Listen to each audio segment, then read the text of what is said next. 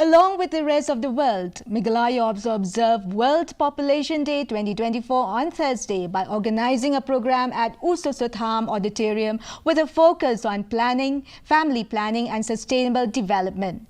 Meghalaya State Health Advisory Chairman Meryl Bonds Aim, who attended the event as the chief guest, spoke about issues concerning teenage pregnancy and single mothers in the state. He stressed on the importance of balancing population growth with resource availability to secure a stable future. Especially, it has to be balanced with the growth of economy. It has to be balanced with environment. It has to be balanced with our day-to-day life. So it is a clear message through this program that as a society, we have to be check and balance has to be there. We are a small community. We want to have more population, but it has to be check and balance. National Space Day was celebrated today